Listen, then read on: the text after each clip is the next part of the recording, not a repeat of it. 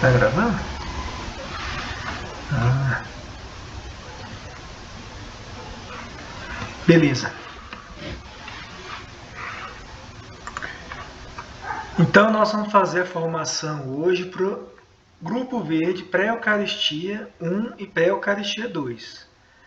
Vocês agora, meninas, estão na 2, né? A Leide está na 1 e vocês estão na 2. Vocês já fizeram a 1 e estão com a mesma, essencialmente com a mesma turma, certo? Certo. Isso. Mas vai ter algumas crianças que vão ser novas, que vão entrar, e a turma de vocês está lotada. Tem 22 ou 23 crianças. Está lotadíssima. Então, assim, mas a maioria já, vocês já devem conhecer, já vieram da etapa passada. Mas é tranquilo demais. A gente deu muita sorte, graças a Deus. A gente pegou uma turma muito abençoada, né, Camis? E eles são, assim, Tiago, eles são maravilhosos. São Acho que eu nunca vi tranquilinhos? crianças tão abençoadas. São quietinhos? São e são muito participativos. Eles amam catequese, é incrível. É, porque 22, meu filho, se não comportar, não consegue não. Eu quase não conseguia com 10.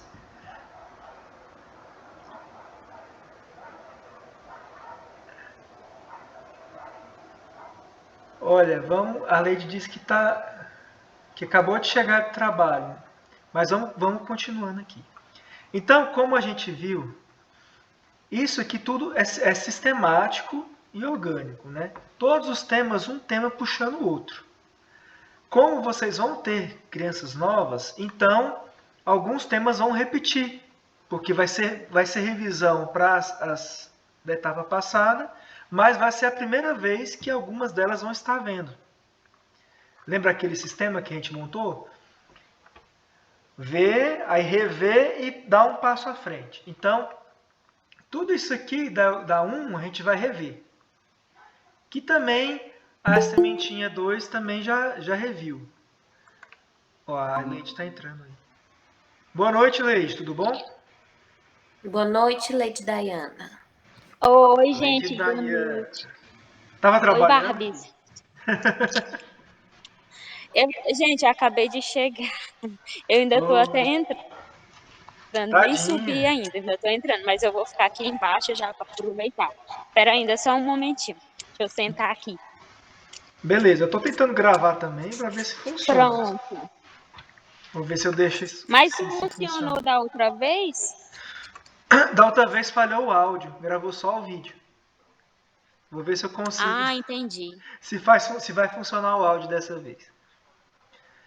Tá certo. A gente está comentando aqui, Leide, que vocês vão pegar a mesma turma, mas também tem crianças novas, tá bom?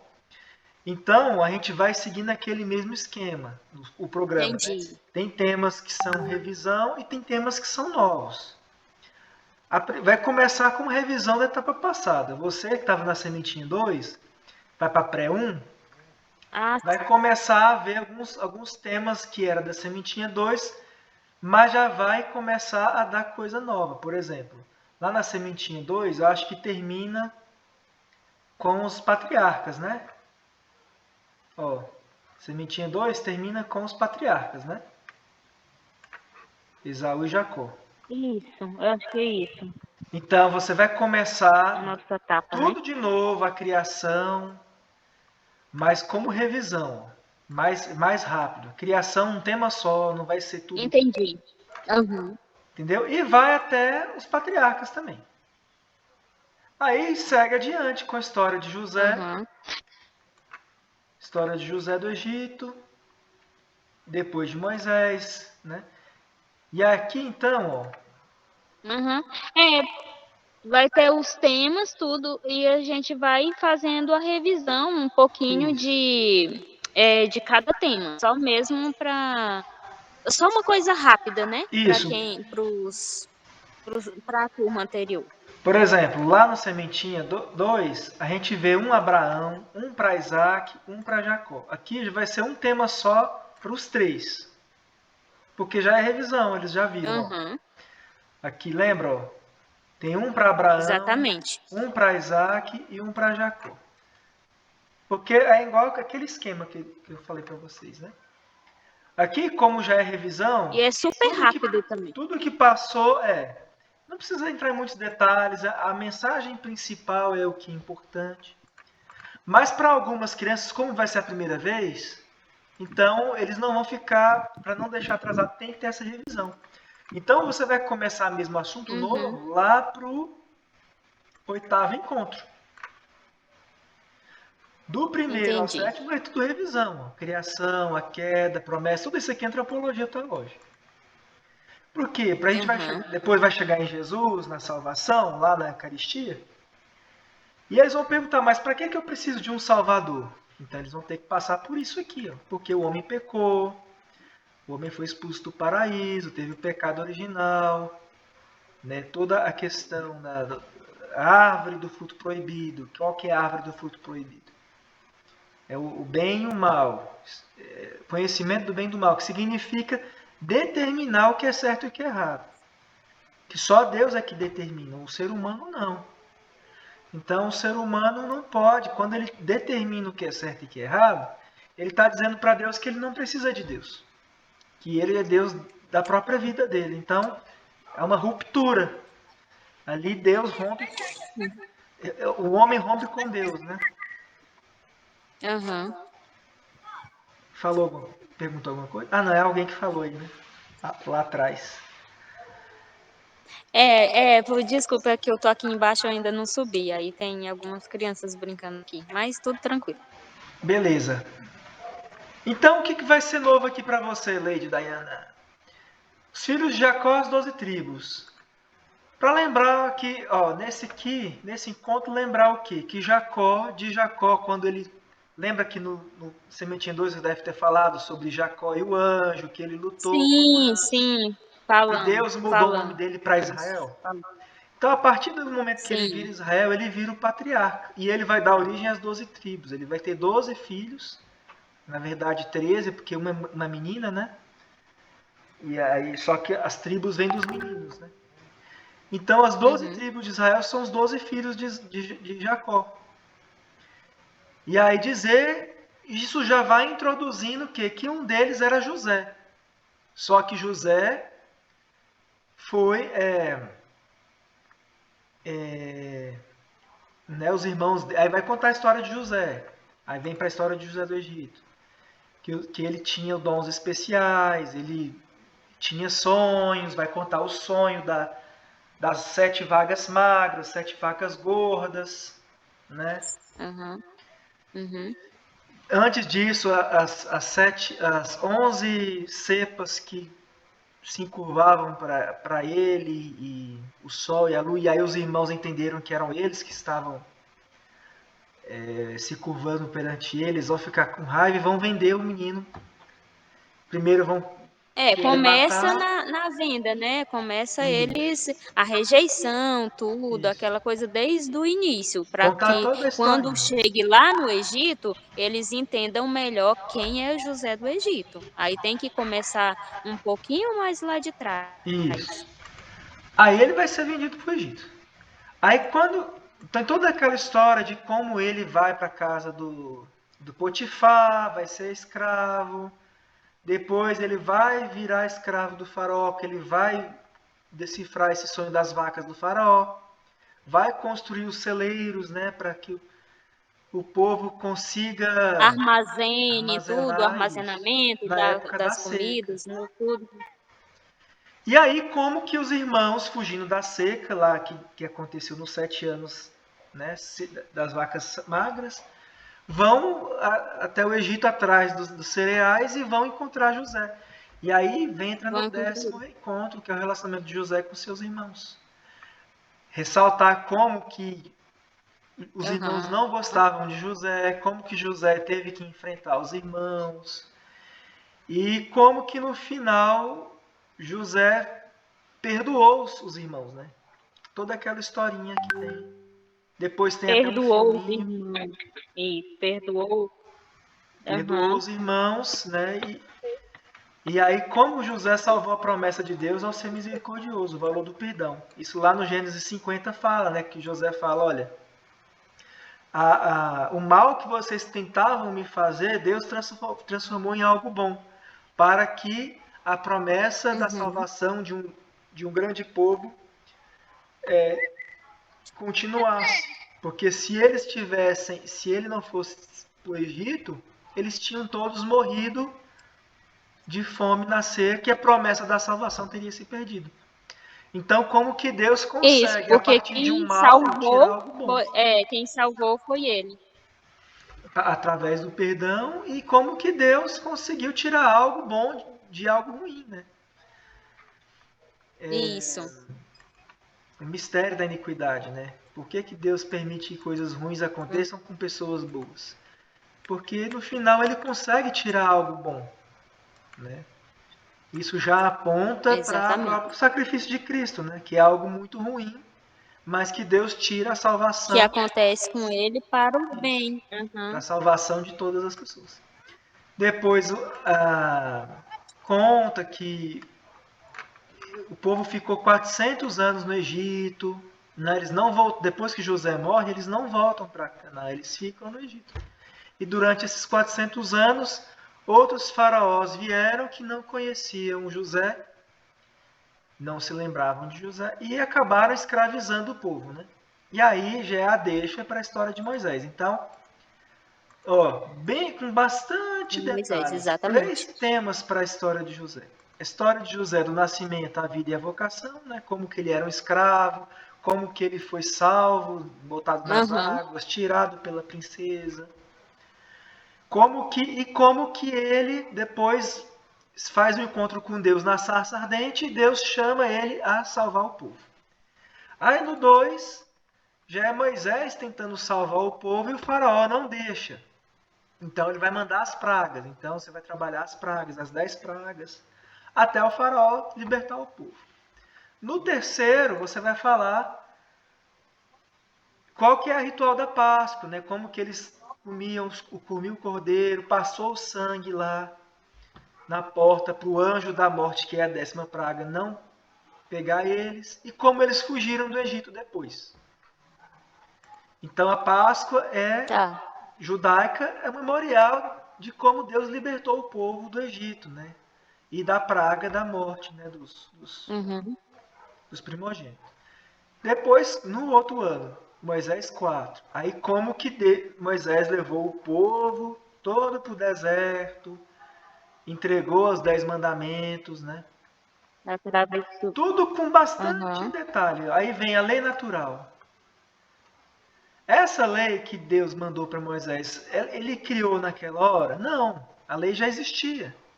É uma lei natural que já existia desde quando Deus criou a humanidade.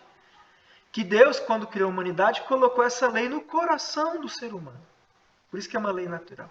Só que o ser humano foi se esquecendo disso. Foi se esquecendo e foi ficando mal.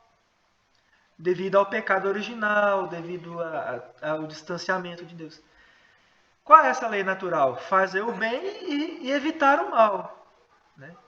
É uma lei que todo ser humano já instintivamente já nasce com isso. Mas como o ser humano foi se esquecendo, aí Deus deu os 10 mandamentos. Então, a lei revelada. A lei revelada é porque o homem esqueceu. Então, Deus vai relembrar o homem, vai colocar por escrito aquilo que ele já tinha no coração, para ficar mais fácil. Então, não é que os mandamentos surgiram lá no Sinai. Eles já existiam antes. Mas lá no Sinai, Deus fez a aliança, né? Fez um novo pacto, deu uma lei para que o homem vivesse com liberdade, não mais preso à escravidão. Aqui eles ainda entendendo a escravidão como algo social, uma escravidão socioeconômica, política, que na verdade mas tendo em vista a libertação também do pecado, né? Porque o que Deus queria é libertar o homem do pecado, não é? Então, os 10 mandamentos vão ter estreita ligação depois com Cristo, que é quem vai depois dar a graça. Por isso que São João fala, olha, a lei veio por Moisés, mas a graça e a verdade veio por Jesus Cristo. lá no prólogo de São João. Então, é fazendo essas ligações todas, né? Aí vem, então, os mandamentos um por um. Primeiro, um encontro só para o primeiro mandamento, um só para o segundo, um só para o terceiro. Aí depois a síntese dos 3 mandamentos. Falar que os 3 mandamentos dizem respeito ao amor de Deus. Porque a síntese não é amar a Deus e ao próximo. Então, uma das tábuas que tem os 3 mandamentos é amor a Deus.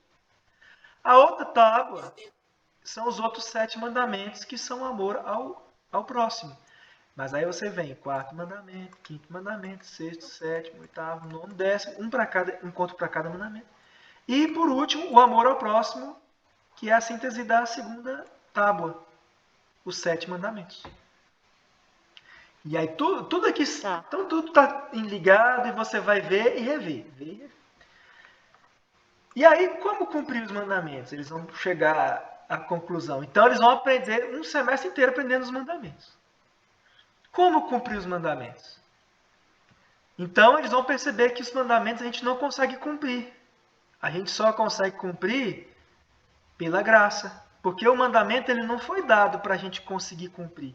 Ele foi dado para a gente perceber o tanto que a gente é pecador. Porque ninguém consegue. Para a gente viver na graça. Aí a gente tem que pedir a graça, porque só quem consegue cumprir os mandamentos é Jesus. Ele foi o único ser humano que cumpriu os mandamentos. Ele veio cumprir a lei.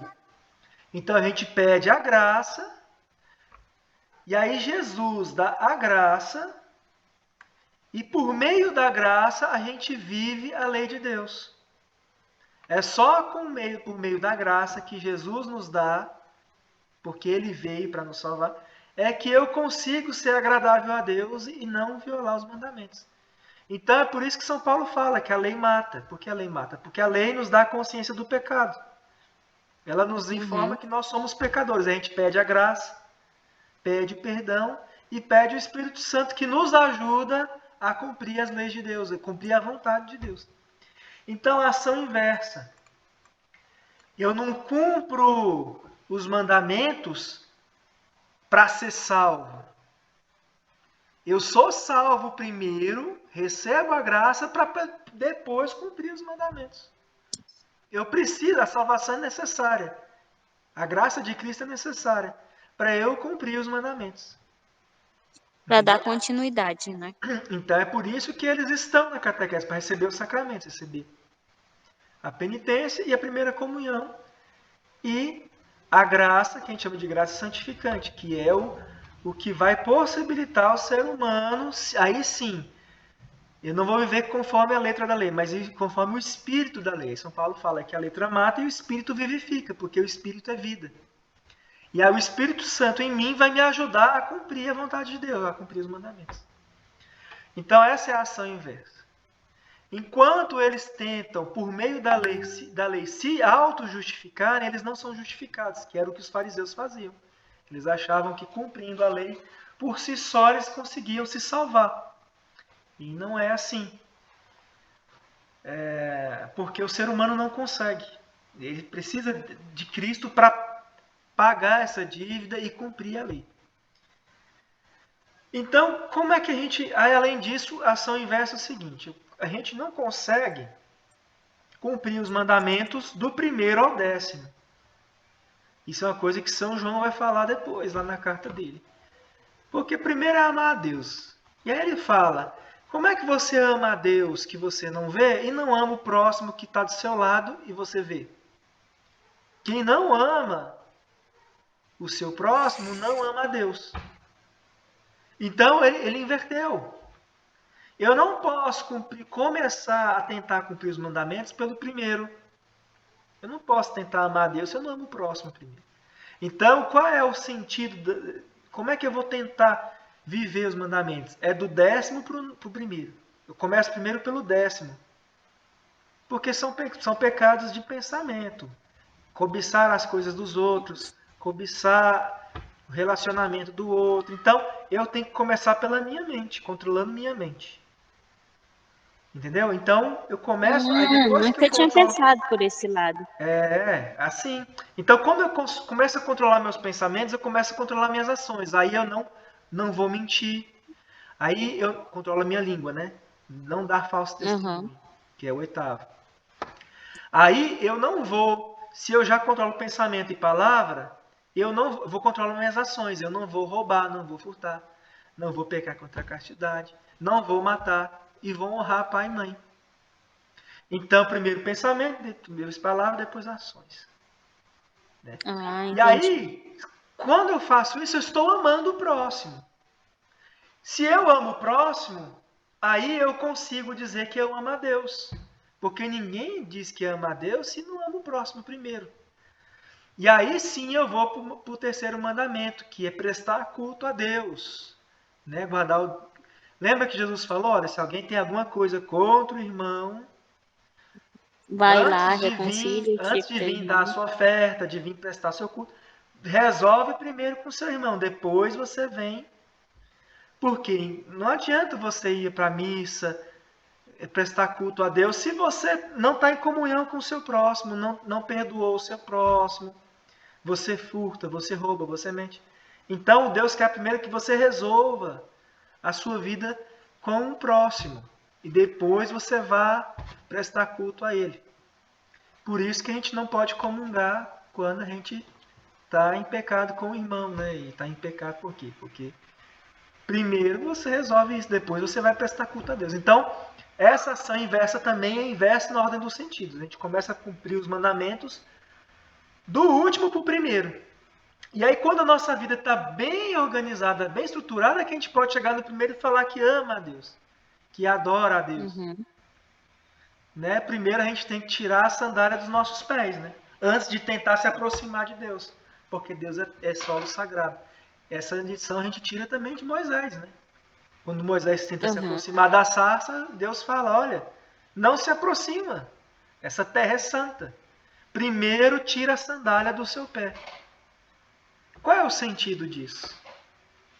Primeiro, cuida da sua vida, organiza, livra-se dos pecados, da poeira, porque a sandália traz a sujeira do mundo. Depois que você está livre da sujeira do mundo, você se aproxima de Deus. É que você se aproxima de Deus.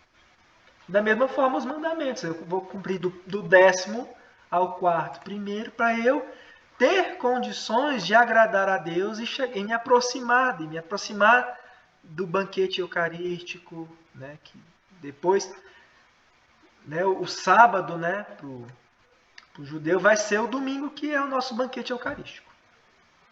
Então, Leide, aqui tudo é o pré-1, que as meninas já fizeram. Né? Elas fizeram isso tudo aqui. E elas vão agora para o pré-2. Então, eu vou começar agora a parte delas. Com elas também vai ter toda a revisão que elas fizeram no passado, vai ter aqui. Ó. Só que com menos detalhes. Então, vem da criação, queda, promessa, Arca de Noé, Torre de Babel, patriarcas, Egito, José do Egito. Só que lá Moisés tinha 4 encontros, agora vai ter um só. Tá vendo que já está reduzindo? Mandamentos lá, que eram praticamente o segundo semestre todo, ó. Agora vou reduzir a 1, 2, 3 encontros. 10 mandamentos no geral, depois os 3 primeiros, depois os 7 últimos. O amor a Deus e amor ao próximo. Então já vai reduzindo. Aí parou lá. Aqui vem as meninas agora com a continuidade. Ó. Então, meninas, Bárbara e Camila, do primeiro até o 12º encontro, vocês estão na revisão ainda do pré-1. Vocês vão começar a matéria nova no 13º encontro. Vão dar continuidade à história, porque eles pararam lá no Egito, no deserto, e pegaram os mandamentos, certo? E agora, como é que eles vão fazer? Eles têm que voltar para a terra prometida. Só que eles vão voltar, quando chega lá, a terra já está ocupada por outros povos, porque quando Jacó saiu com seus filhos de Canaã e foi para o Egito, eles passaram 400 anos fora da terra deles. 400 anos, 4 séculos. Para ter uma ideia aproximada, o Brasil tem 500 anos. né? Desde o descobrimento até agora, o Brasil tem 500 anos. É toda a história do Brasil, praticamente. Imagina, é como se os índios agora quisessem retomar o Brasil, entendeu? Uma analogia assim. Então, assim, eles passaram 400 anos fora, agora eles vão voltar para a terra deles e já tem outros povos lá morando. Como é que eles vão fazer? Que são os cananeus, os povos cananeus. E agora? Mas a terra é deles, Deus tinha dado a terra para eles. Lembra dos patriarcas que Deus tinha? Aí eles vão ter agora que batalhar para reconquistar a terra que é deles. Então, qual é a grande lição? Josué, que é o general, né? Moisés não vai entrar na terra prometida. Moisés morre antes. Nenhum dos que fugiram do Egito vão entrar na terra prometida, porque eles pecaram. Só os filhos deles. Por isso que eles passam 40 anos no deserto. Para que uma nova geração nasça, para que essa nova geração seja já formada nessa consciência nova da lei e esqueça as coisas antigas do Egito. Então, todos os antigos que fugiram do Egito não entraram na terra prometida, exceto Josué. Nem Moisés. Moisés não entra, porque Moisés, quando estava no deserto e o povo estava com sede, né? Deus falou para Moisés encostar o cajado na pedra que daria água. Moisés bateu na rocha, né? Espancou a rocha. E isso é figurativo, porque a rocha é Cristo. É a rocha da qual sai a água. Lembra que do Cristo crucificado sai sangue e água?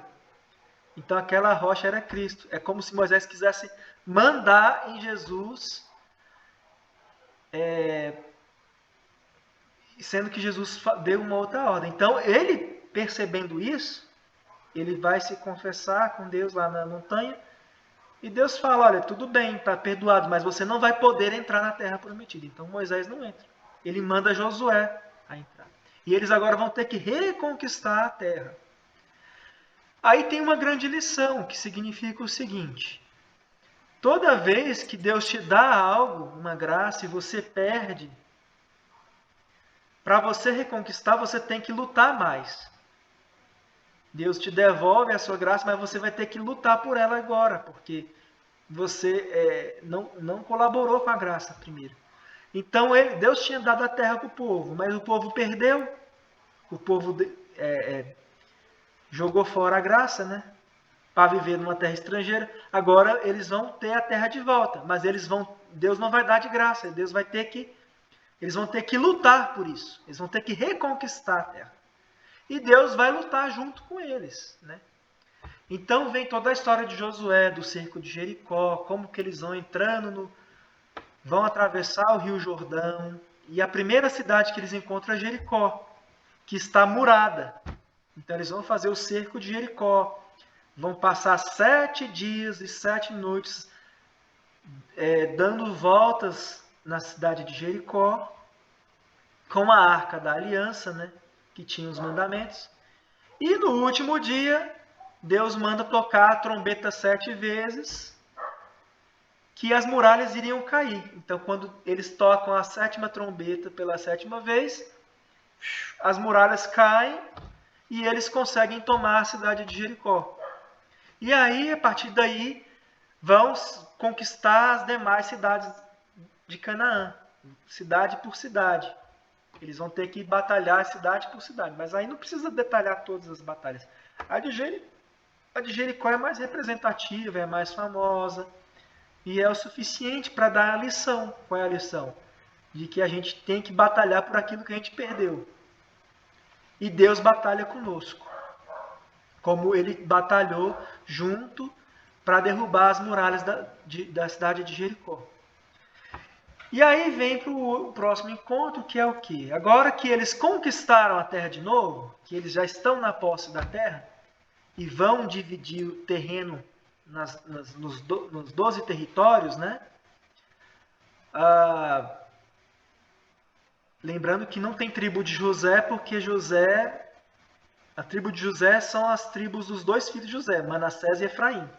porque Jacó tirou a terra de Levi e deu para Manassés e Efraim, né? Porque Levi não ia ter território. Então, Levi, que são os sacerdotes, não podem ter território. Eles têm que ficar passando de território em território com a Arca da Aliança. Eles não têm território. Enquanto as outras tribos têm, cada uma tem o seu territóriozinho lá em Canaã. Mas eles não têm um rei. Como eles se organizam? Eles se organizam pelo sistema de juízes. Lembra que Moisés estabeleceu, né, juízes para julgar os casos entre eles, os conflitos? Então, lembrar que durante um grande período em que eles viveram lá, eles vão ser administrados pelos juízes. Os juízes é que vão dizer o que eles podem e o que não podem fazer. Quando eles têm conflito entre eles, por exemplo, a lei diz que é proibido roubar, mas um vai e rouba o outro. Quem que vai resolver isso? Os juízes vão resolver os conflitos. Então, eles levam para os juízes resolver. E é Deus quem escolhe os juízes lá. Então, são muitos juízes, mas ressalta os mais famosos. Débora, Sansão, né, aquele Sansão do cabelão mesmo, né, de Sansão e Dalila, e Samuel, que foi o último dos juízes, né, um grande vidente que via, né, falar da vocação de Samuel, né, ele era um sacerdote lá de Eli, do templo, e Deus chamava, né, Samuel, Samuel. Então, ele foi o último juiz. E foi Samuel que, enfim, fez a transição para o sistema monárquico, né? Aí, deixa eu só... Aí, só lembrar o seguinte, quando eles estavam nesse sistema de reis, ainda havia alguns povos cananeus, sobretudo os filisteus, lá mais no norte um pouquinho, que eles não conseguiram expulsar totalmente. E constantemente havia invasões desses povos. Aí o que o povo pensou? Olha, todo povo tem o seu rei, e eles conseguem se unir porque eles têm um rei, e a gente não consegue se unir porque a gente não tem um rei. E aí eles vão falar com Samuel, pede para Samuel, olha, nos dê um rei, que aí se a gente tiver um rei, a gente consegue unificar as tribos em um só reino, e a gente consegue ter um sistema forte para, de uma vez por todas, expulsar os filisteus e impedir que os povos cananeus fiquem nos atacando. E aí Samuel fala, olha, mas Deus não quer que vocês tenham reis, porque Ele mesmo é o rei de vocês. Deus mesmo é o rei de vocês. Ele deu a lei para que vocês fossem governados por uma lei. E essa lei traz liberdade para vocês. Deus não quer que vocês tenham reis. Lembra quando vocês viviam sob o faraó? Vocês eram escravos. Aí o povo falou, não, mas a gente quer o rei mesmo assim. Né? Lembrando aí que já passaram algumas décadas, alguns séculos, né? Desde quando eles conseguiam reconquistar Canaã. E aí o povo insistindo, não, a gente precisa de rei, vai ser melhor. E aí Samuel resistindo, falando que Deus não queria isso. E falou, olha, se vocês tiverem reis, vocês vão ter impostos, vocês vão ter que ir para a guerra, vocês vão ter que... os seus jovens vão ter que lutar. Vocês vão querer isso mesmo? Aí o povo falou, não, tudo bem, a gente está disposto a arcar com os ônus disso. Então Samuel fala, não, tudo bem então, mas Deus vai então indicar para vocês um rei. E aí então Samuel vai ungir Saul como o primeiro rei de Israel, o primeiro rei, né, do povo. Aí conta a história de Saul, de Davi, como que Saul começou bonzinho, depois foi ficando mal, foi ficando perturbado, porque no meio disso surgiu Davi. E Davi entrou primeiro para o exército de Saul e ele era muito combatente, ele derrotava muitos inimigos, derrotou o gigante Golias, lembra? e conseguiu uma vitória sobre os filisteus. Então Saul começou a ficar enciumado de Davi, que o povo gostava mais de Davi do que de Saul. E começou a surgir um boato de que Davi seria o próximo rei. E Saul não queria, porque Saul tinha os filhos, né? Um dos filhos de Saul teria que ser o rei. Mas aí, como Saul ficou tão perturbado, Deus falou com Samuel que Saul não seria rei. E os filhos dele não seriam rei. Então, secretamente, Samuel ungiu Davi como rei. Um novo rei. Então, quando Saul morreu, Davi assumiu o trono como o novo rei. Enquanto que os filhos de Saul ficaram brigando por lá e perderam o trono, Davi assumiu.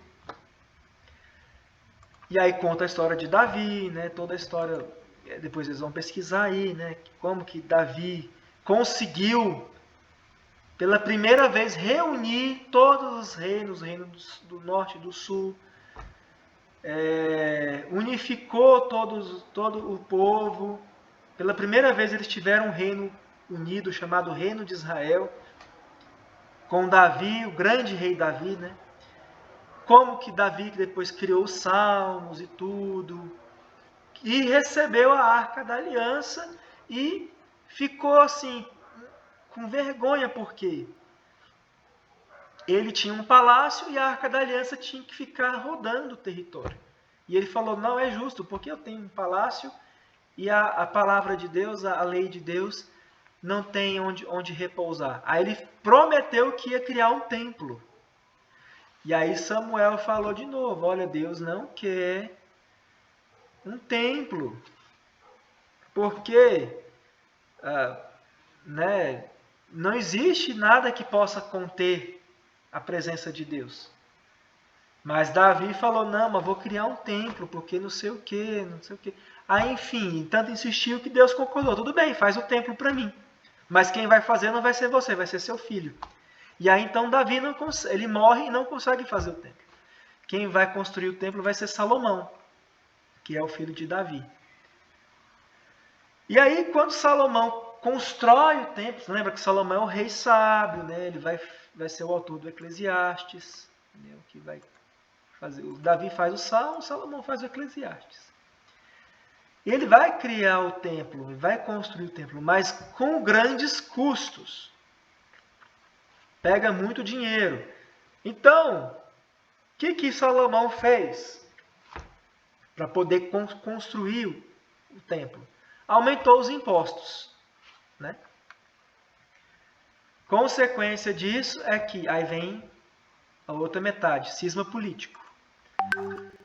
Com a morte de Salomão, entra no poder Roboão, que é o filho de Salomão. E o povo já estava muito cheio, muito cansado de pagar os impostos. E aí vão falar com Roboão, olha Roboão, seu pai aumentou muito os impostos, reduz aí, porque a gente não está conseguindo. E aí Roboão foi pensar, se aconselhou com os anciãos falaram, olha, realmente, né, ficou muito caro essa construção desse templo, os impostos estão caros, abaixa um pouco aí, senão o povo não vai aguentar. E aí Roboão foi se consultar com os amigos falaram, não tem que rebaixar os impostos, não, tem que aumentar os impostos. Então, o que Roboão fez? Ele ouviu o conselho dos anciãos ou ouviu o conselho dos amigos? Exatamente, ouviu o conselho dos amigos. Ele fez aumentar os impostos. Roboão falou, não vou abaixar os impostos, inclusive vou aumentar. Né? Então, aí o que aconteceu? O povo não ficou satisfeito. Então, houve um cisma. Aí um deles, chamado Jeroboão, falou, olha, a partir de hoje, então você não é o nosso rei.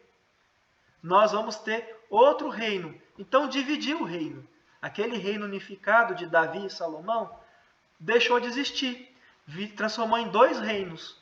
Reino do norte, que é Israel, que vai ser chefiado pelo Jeroboão, o rei vai ser Jeroboão, vai ter 2 dinastias agora. E o reino do sul, que vai ser o reino de Judá. Por que reino de Judá? Porque das 12 tribos, 10 tribos ficaram no norte. E no sul ficaram apenas Judá e Benjamim. E Benjamim, como era uma tribo pequena, acabou se misturando à tribo de Judá. Então, o reino unido virou ao sul o reino de Judá e ao norte o reino de Israel. Continuou sendo o reino de Israel. Houve um cisma político, dividiu os reinos, dando origem a 2 dinastias de reis. Dinastias dos reis de Israel, no norte, Jeroboão, com início em Jeroboão, e a dinastia dos reis do sul, com início em Roboão, que era filho de Salomão. Ampansã, são muitos reis, é claro, mas da linhagem dos reis do norte, todos eles eram ruins. Inclusive Jeroboão, porque Jeroboão, para poder fazer o cisma político, ele teve que fazer um cisma religioso. Por quê? Jerusalém, que é a cidade do rei, é onde ficava o templo. Então, e ficava no reino de Judá. E o templo era onde agora estava a Arca da Aliança e era onde estavam os sacerdotes e onde era feito os sacrifícios. Então, o reino do norte ficou sem onde fazer o culto a Deus, porque para eles teriam que ir ao templo, então eles teriam que voltar para o sul, teriam que pedir permissão para poder ir para Jerusalém e ir para o templo. Então eles teriam que continuar pagando impostos para Roboão. Para isso não acontecer, depois do cisma político, eles fizeram um cisma religioso. Jeroboão falou, olha, vocês não precisam mais ir para Jerusalém, não precisam prestar culto a Deus no templo.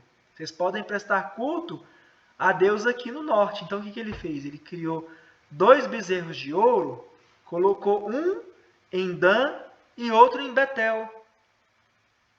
E colocou em montes esses bezerros de ouro. E falou, olha, esses bezerros de ouro é o Deus que te livrou do Egito. Lembrando que o povo pecou lá no deserto quando fez o bezerro de ouro, né?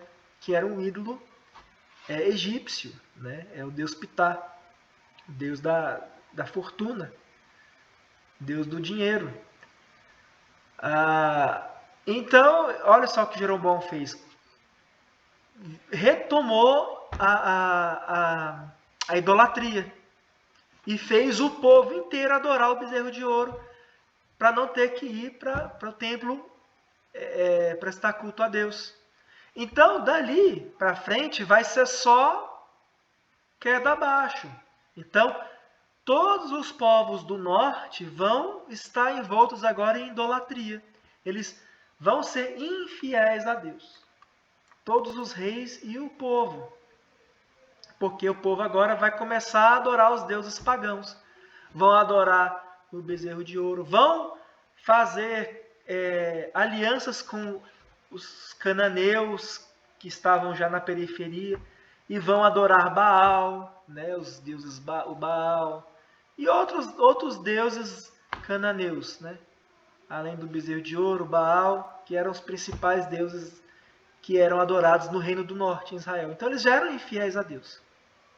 Enquanto que no sul eles permaneceram com a religião e com a lei de Moisés. Continuaram fiéis a Deus. Mas nem todos os reis do sul foram bons, mas a maioria foram bons. Tá?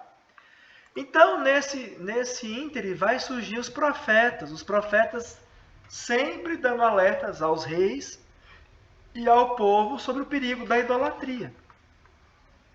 O profeta Jeremias, vamos falar sobre o profeta Jeremias, que vai, na sua grande parte, em sua grande missão, alertar os reinos do norte sobre os perigos da idolatria e falando, olha, se vocês não se converterem a Deus, não se livrarem de Baal, Deus vai entregar vocês para os povos pagãos, vocês vão sucumbir, vai deixar de existir a dinastia do reino de Israel. E aí, eles ouviram? Não ouviram Jeremias e nem os outros profetas que falavam para o norte. Outros profetas ainda vão falar para o norte. Isaías, o primeiro Isaías, que também vai alertar o norte, né? Por que o primeiro Isaías? Porque Isaías são 3 profetas.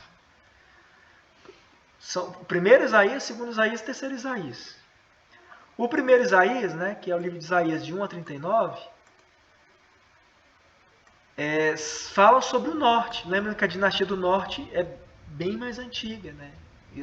Quando o reino de Israel cai, continua a dinastia do sul. Por isso que não tem como ser um Isaías só. Existiam 3 Isaías, porque o tempo é muito longo, é muito comprido para ser um profeta só. Então, tanto Jeremias quanto o primeiro Isaías alertaram ao norte. Eles não ouviram. O que aconteceu? Veio o Império Assírio e dominou o reino de Israel. E simplesmente acabou com tudo. Virou o Império Assírio. Eles destruíram o reino do norte todo. E todos os judeus que ainda eram fiéis a Deus, eles deportaram para Nínive, que era a capital do Império Assírio. Foram deportados cerca de 2.800 israelitas para Nínive. Foram cativos, cativeiro, né, da Síria.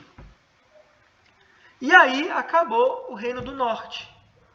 Eles não ouviram a voz dos profetas e acabou o reino do norte. Acabou a dinastia do norte. Ficou só a dinastia do sul, o reino de Judá.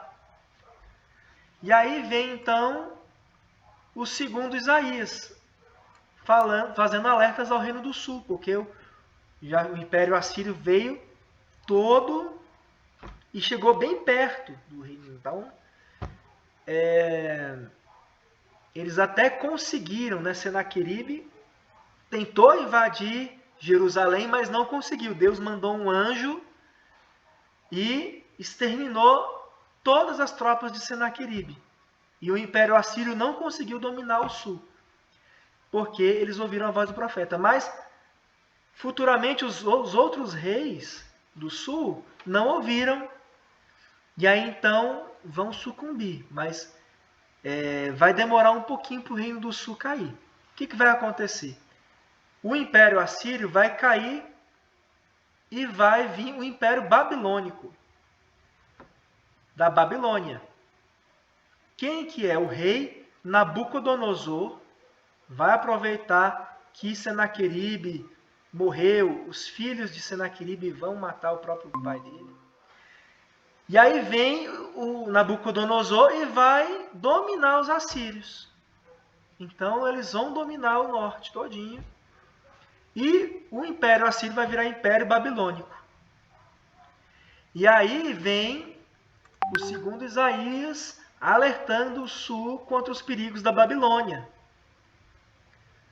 E falando para serem fiéis a Deus e não procurarem aliança contra os povos. Só que Jerusalém vai procurar aliança com o Egito para tentar combater a Babilônia. E aí esse foi o grande erro deles. Deus não gostou, porque falou, olha, não é para procurar aliança com o Egito. Quando eles fizeram isso, eles caíram e sucumbiram à Babilônia. Nabucodonosor finalmente conseguiu dominar o sul, cercou Jerusalém, destruiu o templo. Foi tudo destruído. Destruíram as muralhas de Jerusalém, destruíram o templo.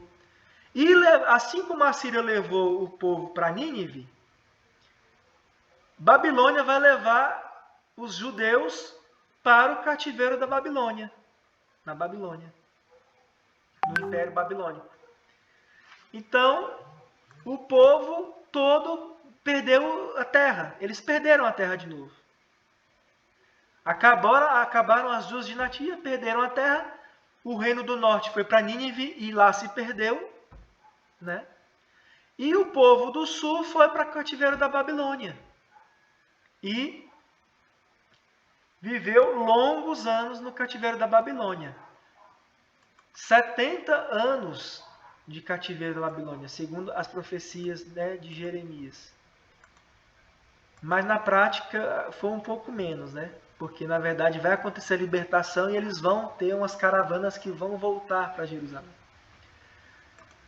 E aí lembrar que durante o cativeiro da Babilônia teve o profeta Daniel, que é um profeta que é muito conhecido pelas crianças. Lembrar a historinha de Daniel, como que Deus livrou ele da fornalha, né?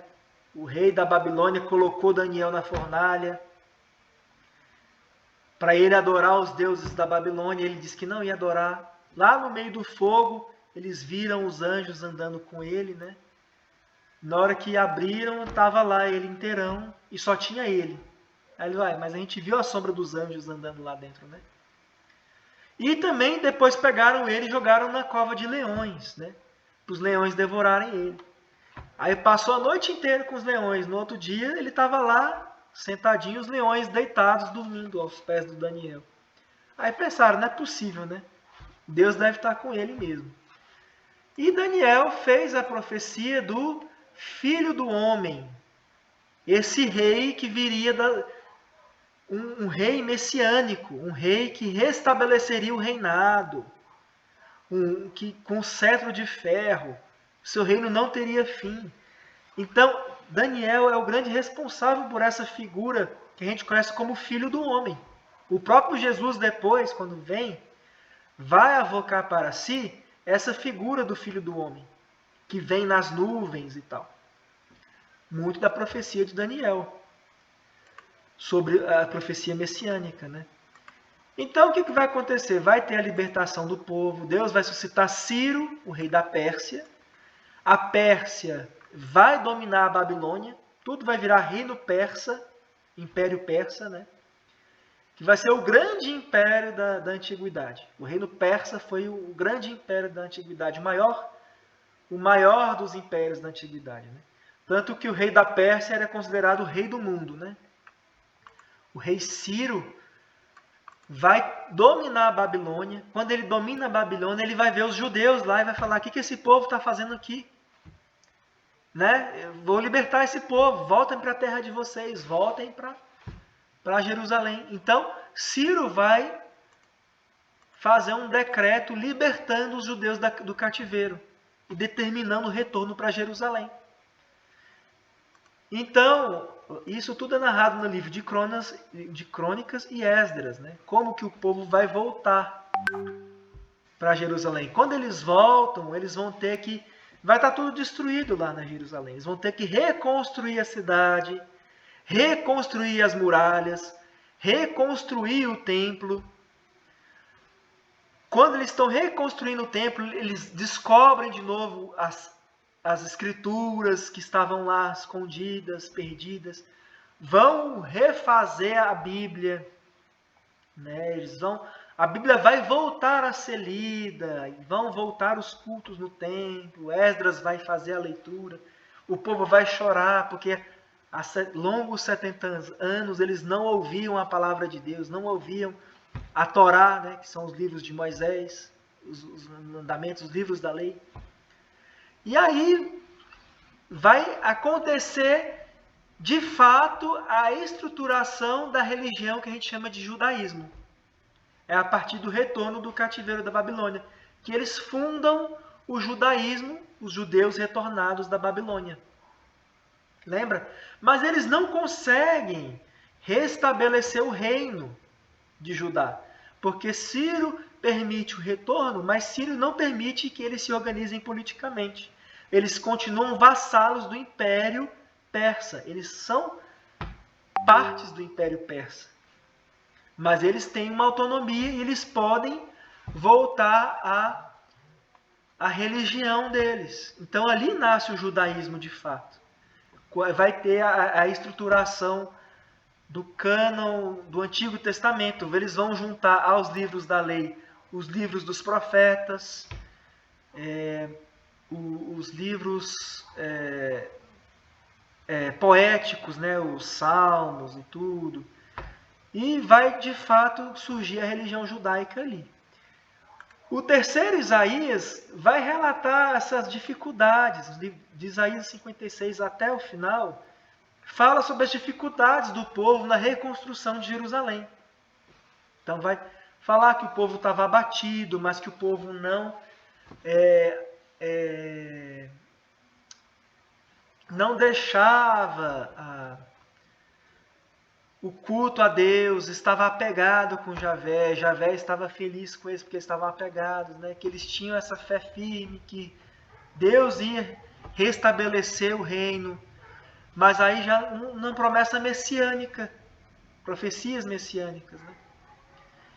Então, o reino nunca vai ser restabelecido como eles queriam. Aquela dinastia de Judá, da linhagem de Davi, nunca vai ser restabelecida, porque depois do Império Persa vai vir os gregos. Alexandre o Grande vem dominando tudo e ele vira domínio grego. Né? Que é aqui, ó, a queda do Império Persa e a ascensão dos gregos.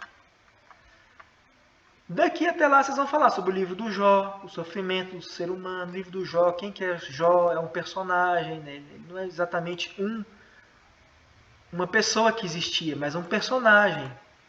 É um livro sapiencial, né? Que fala sobre o sofrimento do ser humano. Como que o cristão deve sofrer, lembrando os sofrimentos que o povo passou também. Vai ter o profeta Jonas. O profeta Jonas, lembra que o reino do norte sucumbiu?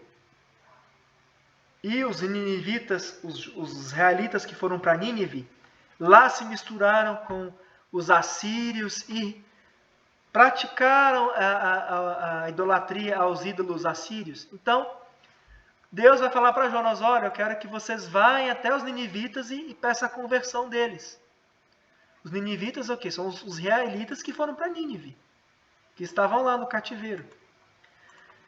Então Jonas, tem toda a historinha de Jonas, né, que ele não quer ir para Nínive, né, imagina. Os israelitas eram considerados menores que os judeus, né, porque eles não eram fiéis a Deus. Jonas fala, não quero, mas enfim ele é engolido pelo peixe, e aí ele entende que ele tem que ir.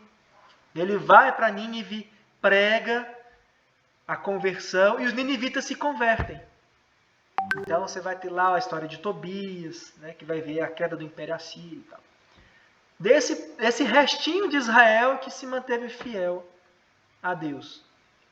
Mas eles também, quando acabar o Império Romano, o Império Assírio, Babilônico, eles nunca vão conseguir restabelecer o Reino do Norte. Eles vão virar os futuros samaritanos. E é por isso que depois vai ter a rixa entre judeus e samaritanos. Os judeus não gostam dos samaritanos, porque eles são descendentes dos ninivitas. Mas Deus quis salvar eles, por meio do profeta Jonas. Né? Mas eles são povos duros, né? E vai ter depois a parábola do bom samaritano, enfim, essas coisas todas. Então, como o povo... Se quiser, pode até inverter aqui a queda do Império Persa, dos gregos, o Império Romano, antes das profecias messiânicas.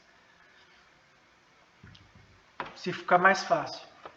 O que acontece? Como vem primeiro os persas, depois os gregos, depois dos gregos vem os romanos, o povo nunca consegue esse rei, esse Messias, e sempre nessa expectativa da origem do surgimento de um Messias, que é da linhagem de Davi, que vai surgir e vai restabelecer o reino de Judá, o reino de Israel, o reino unificado. Só que eles esperam um Messias político, para libertar o povo dessa opressão dos povos estrangeiros. Né? Eles ficaram oprimidos. Primeiro vieram os assírios, depois a Babilônia, depois a Pérsia, depois os gregos, depois o Império Romano. Aí o povo fala, não é possível. Quando é que a gente vai conseguir de novo o nosso reinado? O nosso reino? E aí vem quem então? Durante o Império Romano? Vai nascer Jesus. E Jesus vem como esse Messias. Só que ele não vem trazer o reinado que os judeus esperavam. E é por isso que Jesus não agradou aos judeus. Porque eles esperavam um Messias político, um Messias que fosse libertar o povo dos romanos e fosse estabelecer o reino de Judá. Mas Jesus era da dinastia de Davi. Ele era rei segundo a descendência de Davi. Mas ele não queria. O que Jesus veio trazer? Ele não veio trazer uma libertação política, ele veio trazer a libertação do pecado, que é a cumprimento da promessa lá do Gênesis, onde teve a queda e o pecado original. Ele veio nos libertar do pecado original, para que o povo fosse livre do pecado e pudesse voltar para Deus. E o povo não entendeu. Então, porque eles esperavam um Messias político. E Jesus era um rei, mas era um rei não deste mundo. E Jesus vai falar, eu sou um rei, mas eu não sou um rei deste mundo. Eu sou rei do reino de Deus. Eu vim trazer o reino de Deus. Então, toda a mensagem de Jesus foi, o reino de Deus está próximo. Né? Convertei-vos. Eu sou rei, mas um rei do reino de Deus, não deste mundo. Então, Jesus, ele meio que não gostavam quando chamavam ele de Messias. Porque ele tinha receio que o povo associasse a ele essa figura política, de um Messias político. Tanto que tem o segredo messiânico, né? Chama o segredo messiânico. Jesus não falava para as pessoas, falaram, olha, você é o Messias? Jesus falava, olha, é segredo, não conta para ninguém. Porque ele tinha esse receio de que as pessoas associassem a figura do Messias. Em contrapartida, ele preferia ser chamado de filho do homem, porque é aquela figura de Daniel, que vem nas nuvens, um Messias transcendente, filho de Deus, assemelhante a Deus, né? Se olha para ele, você vê Deus. Então, porque Jesus era isso, ele era Deus. Então, Jesus vai avocar para si o título de filho do homem. Então, aqui nós entramos, de fato, no cristianismo. Vocês vão explicar para eles o que era a Terra Santa no século I, como é que estava dividida a terra, quando os romanos vieram dividir a Terra Santa em 3 províncias romanas, né? Acho que até mais, né? 5 províncias romanas, mas das quais as principais eram a Judéia, a Samaria e a Galileia, né? Tinha a Idumé e a Pérea que eram, mas não estavam na Terra Santa, mas ali nas proximidades, né? Que eram províncias romanas também. E como que surgia a todo momento revoltas, né? As revoltas do povo. Então, o Império Romano, para tentar abafar essas revoltas desse povo que queria um rei, um Messias, o que eles vão fazer? Eles vão colocar um rei fantoche, eles vão dar um rei para Israel, eles vão dar um rei para Judá, para os judeus. Esse rei é Herodes. Só que Herodes não satisfazia as profecias messiânicas. Ele não era da dinastia de Davi. Ele foi colocado lá pelo Império Romano. Então, Herodes não tinha aceitação dos judeus, né? Ele tinha aceitação de Roma, mas os judeus não aceitavam Herodes. Então, aí que Jesus vai nascer, tem essas promessas do nascimento de Jesus. Herodes vai querer matar Jesus, tem toda a história, né? Que vocês vão contar a história do nascimento de Jesus, da anunciação, da encarnação. A anunciação do anjo Gabriel, os 3 reis magos, a história do Natal, né? Como que os reis magos vão falar com Herodes, Herodes vai querer matar, e aí o anjo aparece para os reis magos e fala, olha, não volta lá porque Herodes vai matar o menino. E aí a Sagrada Família foge para o Egito e fica lá até Herodes morrer. Quando Herodes morre, eles voltam.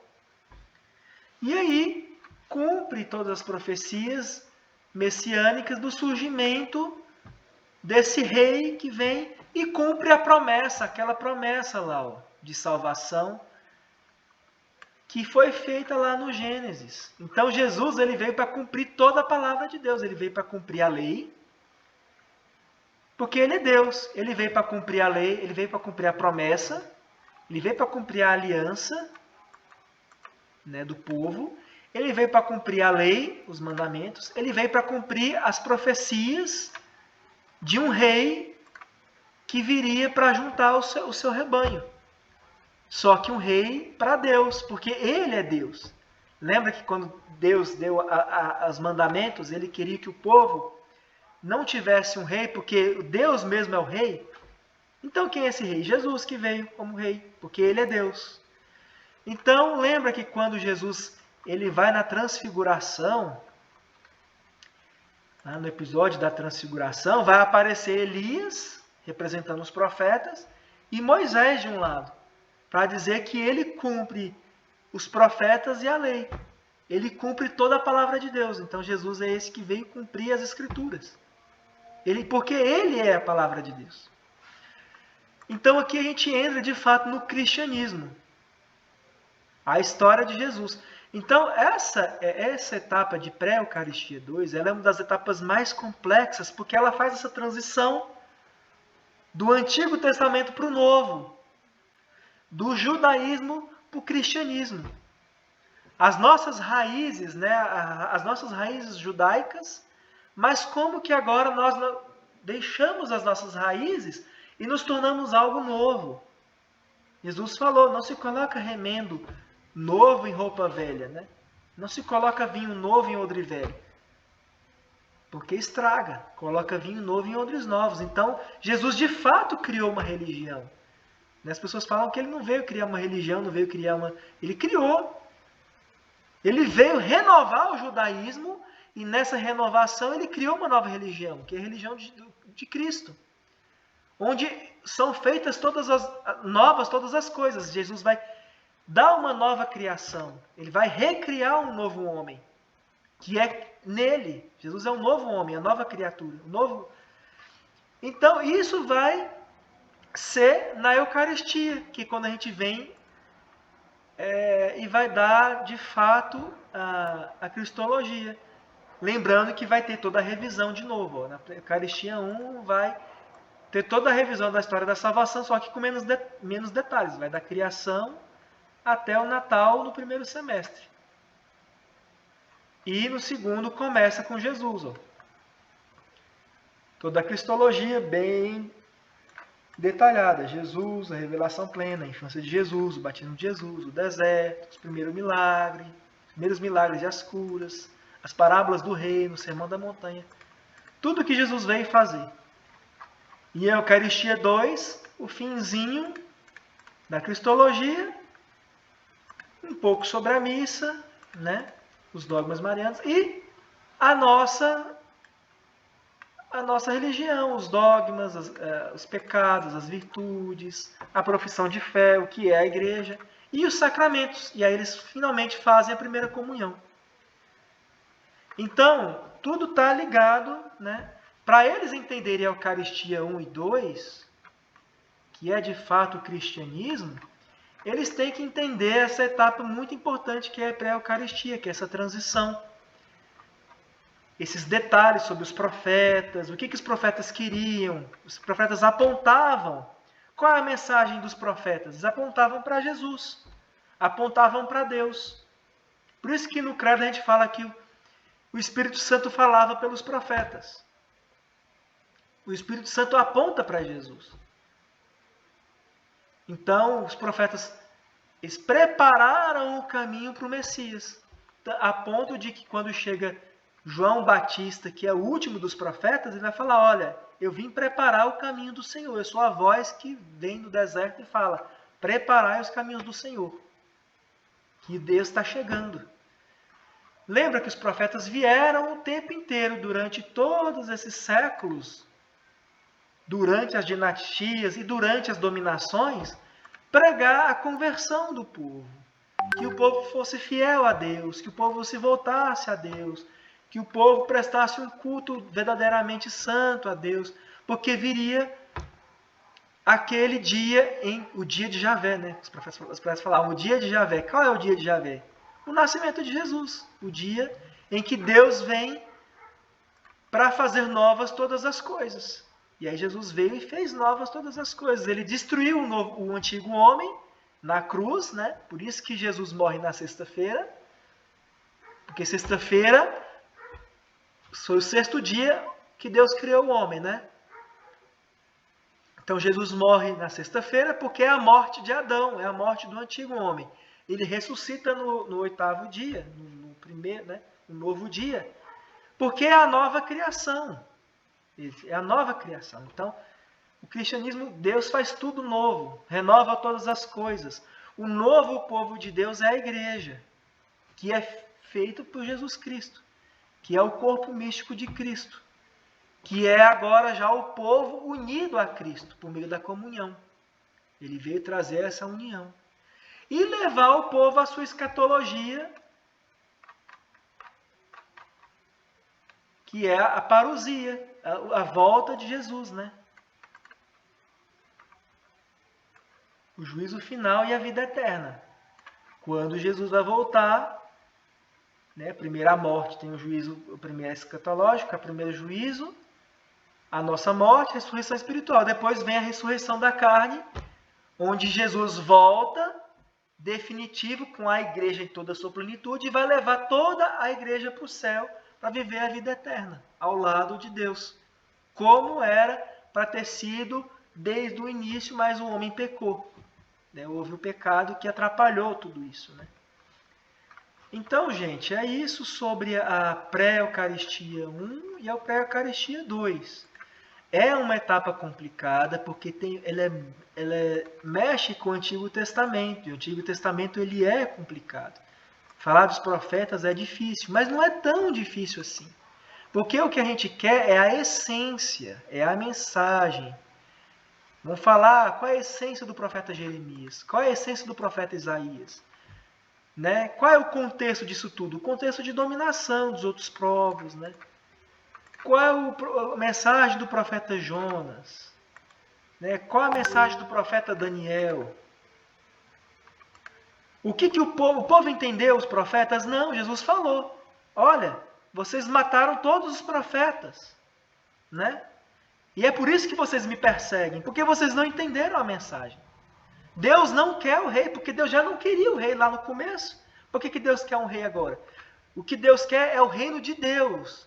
É que Deus reine na consciência do ser humano, para que o ser humano fique liberto de uma escravidão que é muito pior do que essa escravidão aqui dos poderosos, a escravidão do pecado, a escravidão do demônio,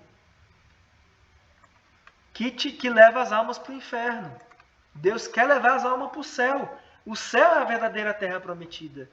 O céu é a verdadeira pátria. O céu é o verdadeiro reino. Enquanto vocês não estão livres do pecado, não poderão viver o reino de Deus. Não poderão viver a vida eterna ao lado de Deus. Então, todo o Antigo Testamento ele é prefigurativo. A terra prometida é o céu. Né? A libertação do Egito é prefigurativo para a libertação da verdadeira Páscoa, é a Páscoa de Cristo. Porque ela que te liberta do pecado. Ela é que te liberta para a verdadeira terra prometida. Lembra? Moisés tira o povo do Egito e leva para a terra prometida. Essa Páscoa é prefigurativa. Então, o Antigo Testamento ele é todo uma grande prefiguração da verdadeira realidade que Deus quer fazer. Que Deus quer concretizar em Jesus Cristo. E os judeus não entenderam. Por isso que eles mataram os profetas. Por isso que eles perseguiram os profetas. Por isso que eles não entenderam. E é por isso que eles vão matar também Jesus. E é por isso que Jesus, a partir disso, vai reconstruir e fazer a nova criação, a nova humanidade.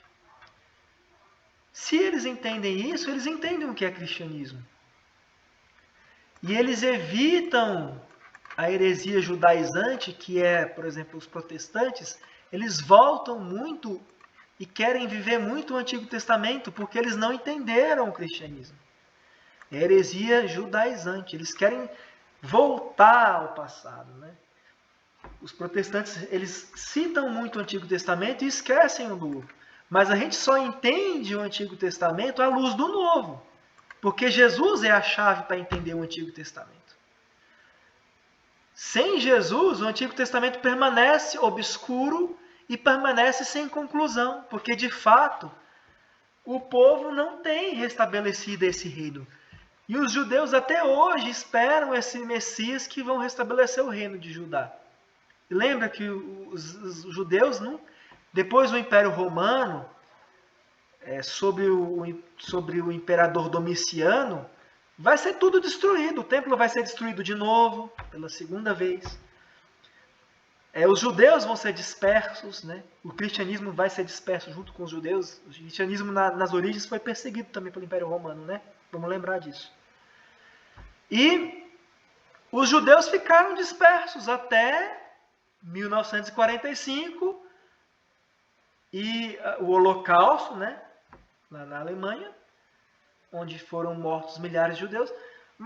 E só depois aqui tem essa tentativa de levar os judeus de volta para a terra deles, mas eles não se reconhecem lá, porque os povos ali estão misturados, tem cristãos na Terra-média, tem muçulmanos, e eles não conseguiram restabelecer o templo, porque tem uma mesquita lá. Então, de fato, os judeus nunca conseguiram esse rei, esse Messias, e nunca vão conseguir, porque quem que é? É Jesus. Quando o rei voltar em toda a sua glória, e os judeus perceberem que é Jesus, na verdade é a volta de Jesus. É o retorno de Jesus. E aí sim os judeus vão perceber, nossa, ele é realmente o Messias. Porque primeiro ele veio como servo sofredor. Ele veio como servo sofredor para pagar os nossos pecados. Só depois da ressurreição, da ascensão, do período de santificação da igreja, é que ele vem como verdadeiro, esse rei verdadeiro, na sua glória.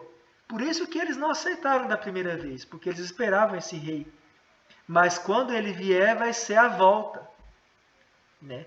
São Paulo fala isso, né? Que os judeus tiveram um coração endurecido para que outros povos pagãos pudessem se ajuntar à igreja e Deus pudesse salvar a todos, todos os povos, porque que Deus quer isso. Que não haja mais judeus, nem grego, nem escravo, nem livre, que todos sejam um grande povo em Cristo, que Cristo seja tudo em todos. Né? Então, quando Jesus voltar na sua glória, é que, imagino, os judeus finalmente vão entender esse Messias que eles tanto esperam e que é o Deus, que é o nosso Deus, que veio nos levar para viver a vida eterna ao lado dele. Né? Então, só em Jesus isso tudo é desvendado, né? O Antigo Testamento é desvendado. E é isso, gente. Então, lembrando que adaptando tudo isso para crianças de 10 anos, né? Tudo tem que ser bem lúdico, tem que ser bem interativo, tem que ser bem... E tem que ser aos poucos, lembra? Tudo isso que eu falei em 1h30, mas vocês vão ter um semestre inteiro para trabalhar esses temas. Tá? Então é com calma, com muita paciência, usando muitos recursos didáticos, figuras, vamos fazer figura, vamos fazer trabalhinho, vamos fazer, separa bonitinho os 3 Isaías para eles entenderem o que cada Isaías queria. Isso, muitas vezes, eles não vão entender na hora. Mas quando eles chegarem na Eucaristia, eles vão entender.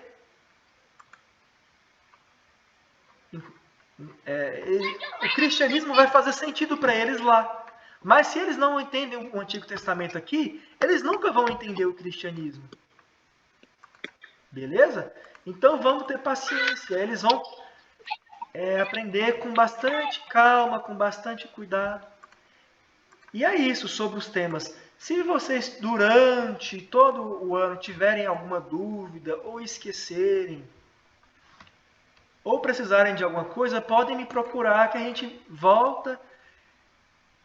eu dou mais uma assistência a vocês, falo sobre o que deve ser falado, o que deve ser feito. Eu não quero ninguém perdido, não quero ninguém confuso, sem entender o que está fazendo, tá bom? Então a gente vai ter um semestre inteiro para trabalhar isso, tá bom? Tá certo. Tá bom. Alguma Tá dúvida? bom, ficou tranquilo. Alguma dúvida sobre algum tema desses aqui? Ou vocês... Né? A gente já tem até, inclusive, os questionários. Não, acho né? que não. Bom, no início, tá tranquilo. por enquanto, não. É à medida que a algum- gente vai fazendo. Isso, se a gente tiver alguma dúvida, a gente avisa. A gente manda pro WhatsApp. Isso. O que vai ajudar muito é o questionário. Eu, inclusive, fiz o questionário Sementinha 1, 2 e pré-1 e pré-2. Vocês têm essa vantagem. Eu não consegui fazer um dos outros. Eu vi lá no questionário algumas perguntas que eu já tinha até feito, que a gente já vinha até fazendo, né? Aí eu falei assim, nossa, eu não tinha nem visto o questionário ainda quando eu estava vendo naquele momento, eu falei assim, nossa, a maioria foi o que a gente fez lá no dia para eles. Porque as perguntas, tanto do primeiro como do segunda metade da etapa, é sobre tudo isso aqui. E aí, por exemplo, se tiver alguma dúvida em Isaías, Jeremias, dá uma olhadinha no questionário que às vezes esclarece também, porque as próprias perguntas já ajudam a criar os encontros e tal. Beleza? Tranquilo. Com relação à sistemática, olha, a gente já falou na primeira reunião magna, que a reunião com os pais, vocês ficam à vontade para fazer o dia que vocês quiserem, conforme vocês quiserem, para falar as necessidades que vocês encontrarem na etapa de vocês. A primeira reunião geral vai ser só comigo e a Silvinha, onde a gente vai passar para os pais questão de taxa, de dízimo que eles têm que pagar. O dízimo agora é R$5, não é mais 2, tá? Lembrando que a gente ajustou, então é R$5 por mês. Vai ser agora o novo sistema, vai ser mês a mês, então vocês vão ter a planilhazinha com o nome deles, mês a mês, então eles vão trazer, vocês vão colocar lá pago e vão me repassar tudo por mês a mês, tá bom?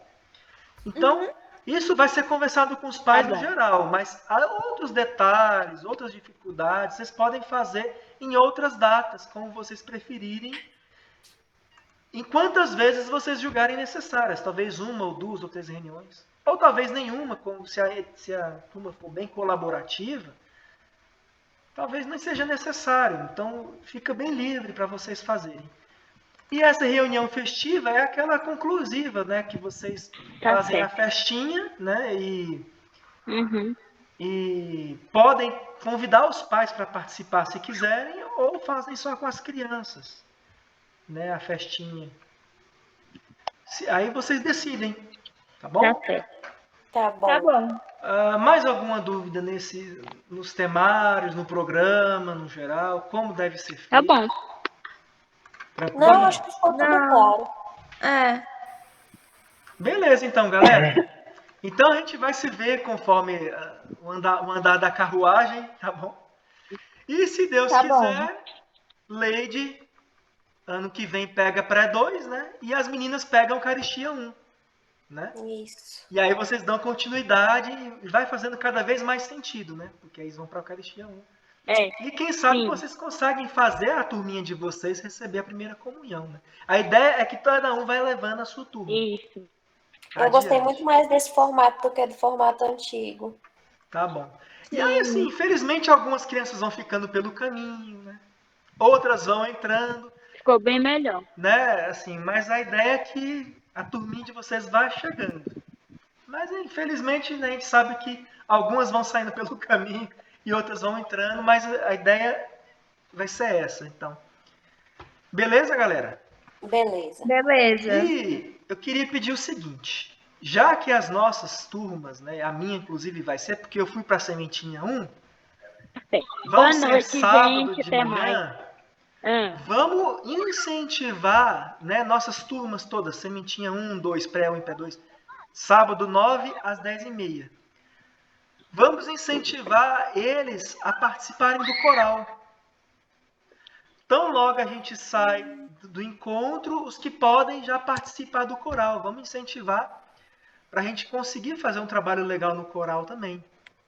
Claro, não vamos forçar a barra, não vamos fazer, Tá bom. incentivar, tá bom? Mas Já que sempre eles que já tá vão sair chamando, dali, né? já vão direto pro coral, né? Então a gente, todo encontro a gente faz o convite. Vocês não querem ir pro coral? Quem que já é do coral lembra de ir, né? Não vai faltar. Isso. Pra gente fazer e eles ficarem cada vez mais engajados na igreja. Tá bom? E é Tá isso bom. que a gente Tá Tá tinha. bom. Beleza, meninos? Então, vamos fazer a nossa oração, né? Para a gente concluir a nossa formação e a gente se despede, tá bom? Estamos reunidos em nome do Pai, do Filho e do Espírito Santo. Tá bom. Amém. Santo anjo do Senhor, meu Amém. zeloso guardador, se a ti Meu zeloso confiou guardador, se a ti me confiou a a piedade piedade divina, divina, sempre sempre me me rege, rege, me me guarde, guarde, me governe, me ilumine. Amém. Amém. Estivemos reunidos em nome do Pai, do Filho e do Espírito Santo. Pai, do Filho e do Espírito Santo. Amém. Aí, ó, só outra coisinha. Leide, Camila, que são da equipe de Iba. liturgia. Iba. E entrou a Jaci. A Bárbara também é liturgia? Não, eu ainda não entrei numa equipe, eu tava vendo qual ficaria melhor pra mim. Então, Leide, Camila, Jaci. Depois a gente vai ver e fazer o grupinho da liturgia de novo. Mas lembrar de incentivar as crianças a participarem. E depois eu quero uma escalinha com... pega só as crianças que já sabem ler para fazer leitura. Tá. Vamos fazer uma escalinha contemplando pré-2, Eucaristia 1 e Eucaristia 2 e perseverança. Revezando as missas. Sim. E outra coisa. Uma missa pré-2, outra missa Eucaristia 1. Para que eles vão fazendo as leituras. Entendeu? E eu sorteio do anjinho. E outra coisa. O anjinho apareceu? Tem um comigo, tem um que está com a criança e parece que a Amparo comprou mais 2. Vão ser 4 anjinhos. Então tá. Mas Então tem tá um bom. comigo. O outro eu não sei com quem tá. E vai voltar a partir de agosto. Então, a partir do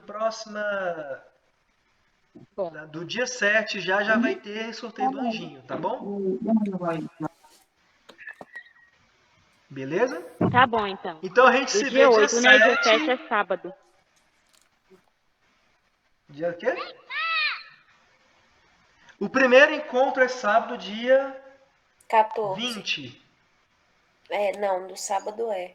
Começa no dia 14, né? No domingo, volta. Então, dia 7 agora, reunião. Eu vou distribuir as pastas. Vocês vão entrar em contato com as crianças, ligando, lembrando que o começo é dia 20. Tá bom? Tá bom. Então, a gente se vê dia 7, na reunião. Tá bom, gente. Boa noite. Valeu, Tchau. obrigadão. Tá Boa certo. noite. Fiquem com Deus, até mais.